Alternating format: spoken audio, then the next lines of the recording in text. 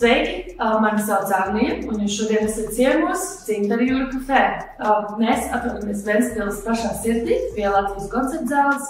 Piedāvājam Neapoles picas, dažādas uzkodas kā arancini un fritētas olīvas un sendvičus, kā arī paplašināt banketu galdu mūsu viesiem. Šis uzņēmums pastāv jau 3 gadus, un es šogad esmu ņēmusi dalību šā uzņēmuma vadībā.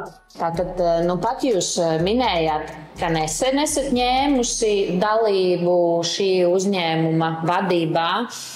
Man jautājums, kāpēc tieši ēdināšanas industrija? Mana ģimene, proti, es ar savu vīru jau 10 gadus strādājam lauksaimniecībā kopā, un mēs tā kā lēnām mājās jau apspriedām to, ka mēs esam gatavi jaunam izaicinājumam. Un es pati personīgi esmu fanāts ēdināšanai. Es esmu dažādus banketus rīkojusi, organizējusi līdz pat 100 cilvēkiem, pati viņiem gatavojos, esmu strādājusi par pavāru Jūrkalnē.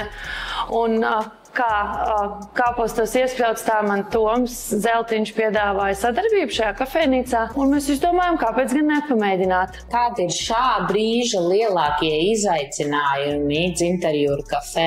Ņemot vērā, ka es šā uzņēmuma darbībā iesaistījos tikai šogad, man nebija jāsāk no nulles, kur daudz izaicinājumu, daudz problēmas jau ir priekš manis tikušas atrisināt, kā piemēram centrālie darbinieki. Sezonālie darbinieki, tas jau ir cits jautājums.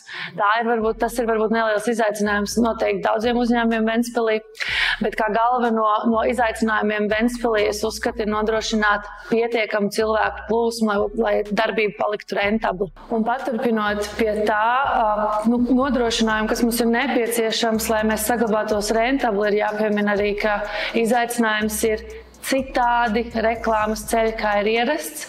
Proti, šobrīd es cenšos sazināties ar Kurzemes radio un iespējams domāt par kādu rubriku vai reklāmu, jo Instagram, Facebooks, TikToks, jebkur cita sociālajā mēdī tos uzturēt ir salīdzinoši viegli, bet problēma sākās tajā, ka ļoti daudz cilvēku šos līdzekļus nelieto, un tad jautājums ir, kā viņus sasniegt. Tad atrodoties šeit un runājot par un ap biznesu un par ēdienu, jo īpaši man gribētos zināt, kura ir jūsu populārākā pica?